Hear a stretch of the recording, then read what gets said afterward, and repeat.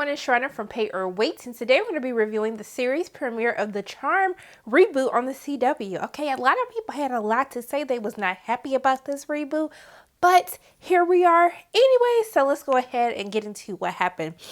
So the episode opens up with basically the mom is getting sappy with the girls, and we know that something's bad about to happen whenever that starts, and so we see that mom's in the kitchen and these curls come in, get cold, and then she go upstairs trying to do this chant. We don't know what the chant, well, we really know what the chant is. She was trying to unveil their powers and give the power 3, whatever it is. And so basically, the curls coming in, the cold coming in, then she do a little chant, and then it goes away, okay? And then we think everything is good, but now something bad happened to mama, y'all. And so we see that she was sending the girls text messages, Mel and Maggie, she was sending them text messages like, ladies, come home right now. And so Mel actually goes to get Maggie from this Kappa house, which is a sorority that she was trying to pledge. And so they come home, they go upstairs, they see that the window is broken, and when they go to look downstairs, oh no, mama outside, she dead, laying in the middle of the ground. So we see that they kind of speed up after their mother's death, and they see that both girls are dealing with their mother's death in a different way. You know, Maggie is kind of like, oh, nothing has happened, I'm going on with my life, and Mel is more, I'm angry, she didn't die, like she was murdered, she didn't just fall out of the window that they said was messed up. It just makes no sense. And so what I will say for the reboot is I do appreciate that they're trying to show messages of current events. Mel is kind of like this feminist. She is very outspoken. She speaks up for herself. And I like that they're trying to address things like Me Too within this series, which a lot of shows really aren't necessarily doing as much or as blatant. So I will say that I did like that. I don't know how I necessarily feel about them being in college. I just felt like that, like, they just look young, and especially when they were in the Kappa house, those girls was getting on my damn nerves. I don't know if I necessarily like them bringing them back to like college years instead of how they were in the previous series where they were just already adults, grown, out of school. So we'll just have to see how that goes going forward. But so we see that Mel is approached by Professor Harry, who he was just like, oh, I read your article and it felt like my penis was being ripped off. And I was like, huh, what? Like, that don't make no sense. And so Mel was like, hey, I don't like you, especially after you took over the women's studies department and you're a man. I don't understand how that works. And he was like, well, I know that your mom ran the department. And she was like, I know, but there was other reasons why I didn't like you before we even get to that portion of the list. Okay. So we see that Mel is going to hang up signs outside on the college campus, and then this dude starts talking smack about her mama, and then she had to get crunk back with him, and then she punches him, knocks him out, with she and them going home talking to the detectives because the dude trying to press charges. She was like, y'all don't press no charges against me. And then basically her sister confronts her and just like, what are you doing? What is going on with you? And she's basically just like, you've been so angry since mom's death. And then she was like, well, at least I ain't I'm angry and not acting like nothing happened at all like you. And I was like, ooh, okay, cat fight with the sisters. And so before they can finish their argument, they get a knock on the door, and it's Macy, and she says, hey guys, I'm your long lost sister, okay? And then it went to commercial. So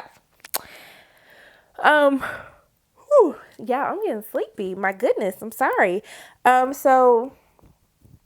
We see that also too, let's talk about, so there is a lesbian relationship between Mel and Nico, but Nico, why did you dump her after her mama died? Like, that's kind of disrespectful and rude, and I don't even understand why she entertaining the thoughts of being with you again, because I just feel like that is so shady. But hopefully they tell us some details as to why I should forgive you and even think about giving y'all relationship a chance. So we see that during the course of this episode, the women are having conversations with different people.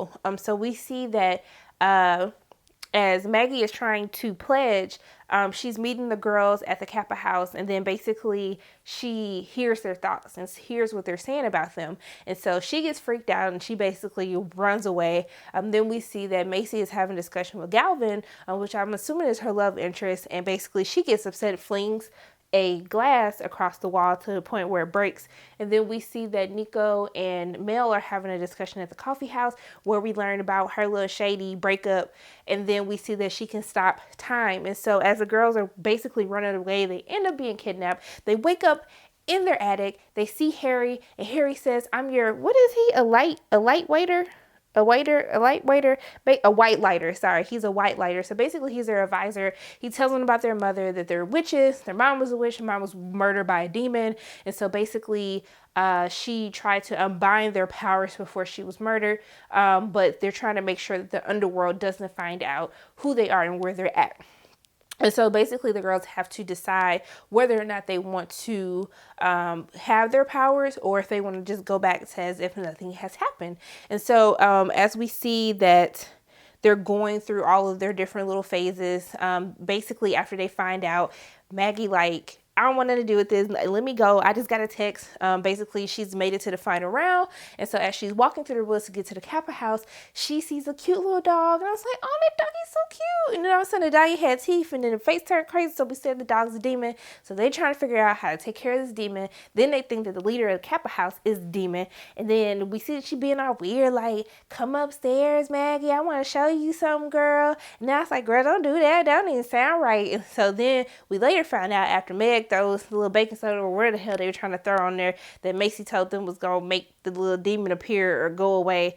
She realized that the girl, she ain't even no damn demon. She was just trying to get y'all some liquor because the campus is dry right now, given all the situations that would happen with they protesting right now. But yeah, so then we found out that Brian was Maggie's boo, that Maggie said, hey, I need some space. I need some time away. And Brian was being a little bugaboo this whole episode. I was like, sir, do you not understand what she said? Fall back a little bit. You doing too much.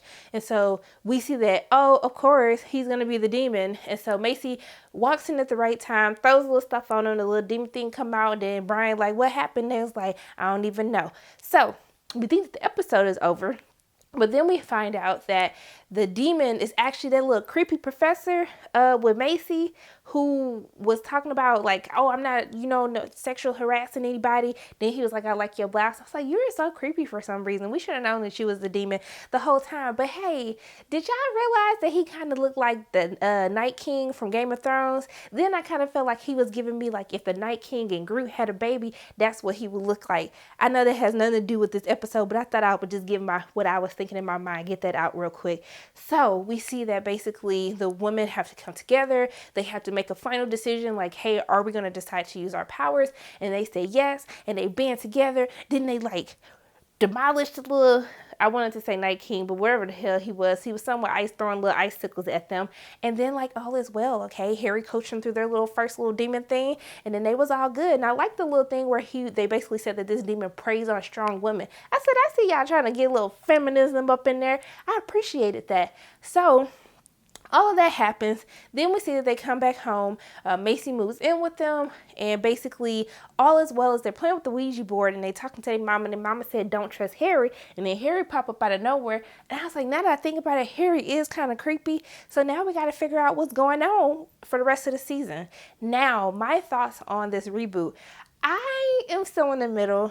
I'm leaning more towards, I was just it's okay. Me personally, I'm going to wait for the Chilling Adventures of Sabrina to come on Netflix, but I'm willing to give it another chance. I'm willing to give it at least till episode 3 or 4 to decide whether or not I'm going to continue watching this reboot of Charm. So those are my thoughts on the series premiere, the pilot episode of Charm Reboot on CW. As always, my name is Sharana from Pay Your Weights, and if you like what you saw today, make sure you hit the like button, hit subscribe, share this video with your friends, make sure you hit that notification bell, and I will see you soon.